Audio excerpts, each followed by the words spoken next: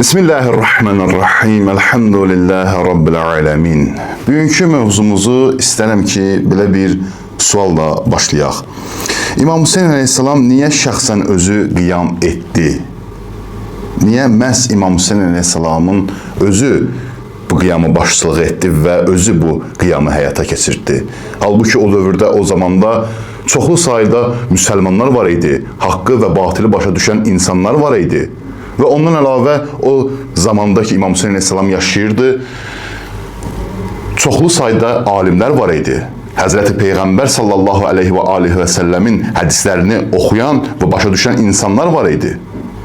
Niyə məhz o zaman Bəni Ümeyyə hakimiyyətdə olan zaman və bu zalim tayfa hakimiyyətdə olarkən etmədiyi zülümlər qalmadı və bu zülümləri bütün müsəlman cəmiyyəti və İslam quruluşu görürdü və başa düşürdü və bilirdi ki, bu zaman nə etmək lazımdır və necə davranmaq lazımdır. Və ötən çıxışımızda da bu haqda danışdıq ki, Həzrəti Peyğəmbər sallallahu aleyhi və alihi və səlləm müsəlman cəmiyyətinin belə bir vəziyyətə düşəcəyi zaman nə edəcəyini təyin etmişdi. Yəni bir növ vəzifə təyin etmişdi müsəlmanlara və bu səbəbdən idi ki, İmam Hüseyin aleyhissalam bu vəzifəni icra etdi. Həzrəti Peyğəmbərin təyin etdiyi vəzifəni və ondan mübarək kəlamlar buyurdu İmam Hüseyin aleyhissalam və bunu da oxuduq keçən çıxışımızda. Və istərəm ki, bugün də davam edək və niyə görə şəxsən imamın özü bu qiyamı etdi? İmam Hüseyin aleyhissalam bu mübarək kəlamları buyurduqdan sonra ki, ötən çıxışda bunu danışdıq və dedik, sizlərə çatdırdıq və İmam Hüseyin aleyhissalam buyurdu ki, mən bu qiyama və bu işə bütün müsəlmanlardan daha layiqəm. Yəni, bu qiyamı etməyə daha layiqli olan şəxs məhz imamın özü olduğunu bildirdi. Niyə görə o zaman müsəlmanlar var idi, o zaman da alimlər var idi, batılı və haqqı başa düşən insanlar var idi və inşallah qismət olsa bu haqda danışacaq, söhbətlər açacaq. Və İmam Hüseyin aleyhissalam niyə görə bu qiyamı özünün daha layiq olduğunu bildirdi? Ona görə ki, Həzrəti Peyğəmbərin nəvəsi olduğunu, övladı olduğunu və Həzrəti Peyğəmbərin elminin varisi olduğunu, yəni belə deyə bir sözlə, İslam dininin o dövrdəki başçısı, rəhbəri İmam Hüseyin aleyhissalam olduğuna görə, İmam Hüseyin aleyhissalam bu qiyamı özü şəxsən həyata keçirməyi bir vəzifə bildi və özünün şəxsən bu qiyamı başçılıq etməyi özünə bir vəzifə bildi və buna görə bu qiyamı həyata keçirdi. Soruşmadı ki, kim bunu həyata keçirmək istəyir.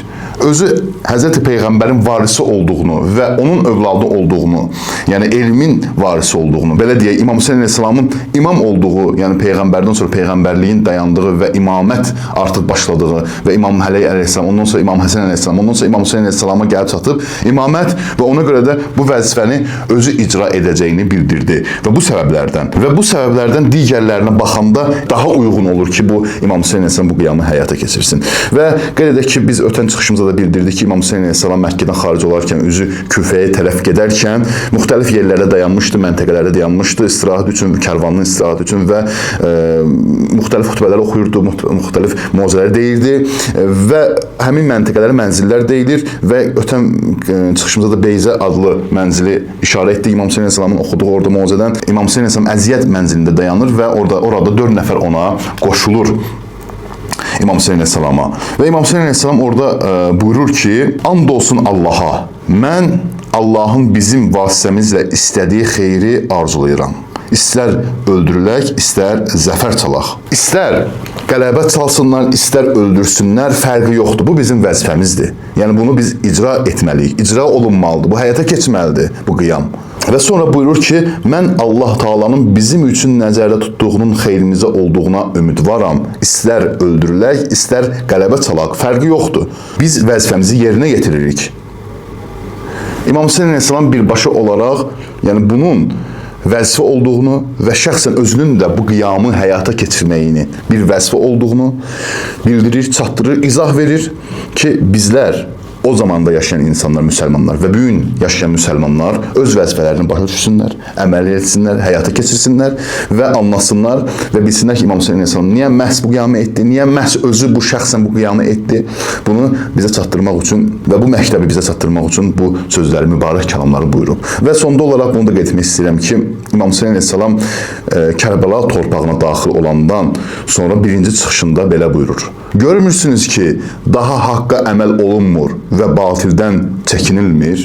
Ümumiyyətlə, biz bu kəlamlara diqqət etsək və görürük ki, Kərbəla məktəbi haqqın bərpası üçün, ədalətin bərpası üçün, batilin aradan gedməsi üçün çalışan bir məktəbdir.